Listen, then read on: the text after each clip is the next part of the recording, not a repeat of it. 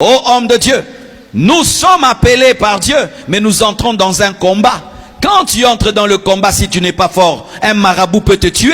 Il y a des pasteurs qui sont tués par des marabouts, tués par un sorcier. Dans notre pays, un jour, un pasteur est allé faire une croisade. Il fait la croisade et puis un féticheur vient dire, tu es un aventurier. Oh, et il continue à prêcher. Le féticheur fait seulement ça. Le pasteur tombe, boum.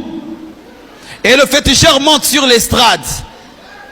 Et il commence à parler. C'est un aventurier, tout. Maintenant, c'est devenu la croisade du féticheur. Oui, devant les gens. Et il a commencé à parler du diable et tout. Et le pasteur était là, endormi. Il ne s'est réveillé pas. Et puis on lui a dit, pardon, réveille le pasteur, pardon. Il a eu pitié du pasteur. Vous savez ce qu'il a fait? Il a fait boire de l'alcool. Et puis il a donné un coup au dos. Le pasteur s'est réveillé.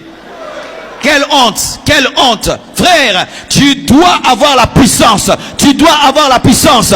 Jésus a dit à ses disciples, attendez à Jérusalem jusqu'à ce que vous recevrez. Pourquoi? Vous allez entrer dans un combat. Il y aura des lions, il y aura des ours. Servir Dieu, ce n'est pas de la blague, c'est un combat.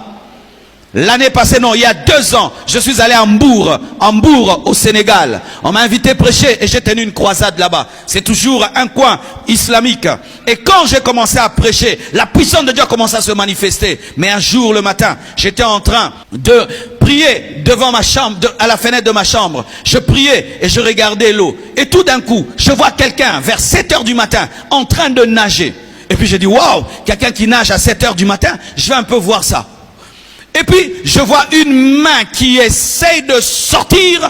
Et puis, c'est comme si la personne avait senti que j'étais là. La personne a plongé. J'ai dit, waouh, quel plongeur. Je vais attendre qu'il puisse sortir de là. Parce que même si tu plonges 30 minutes après ou 20, tu ne peux pas faire l'apnée éternelle. Tu sortiras. Alors, j'attendais voir le plongeur. Mes frères, j'ai attendu 20 minutes. Le plongeur ne sortait pas. 30 minutes, il ne sortait pas. Ah, alors j'ai dit, il y a une noyade. J'ai crié, je suis descendu. J'ai dit, garde, il y a quelqu'un qui s'est noyé. Quelqu'un s'est noyé.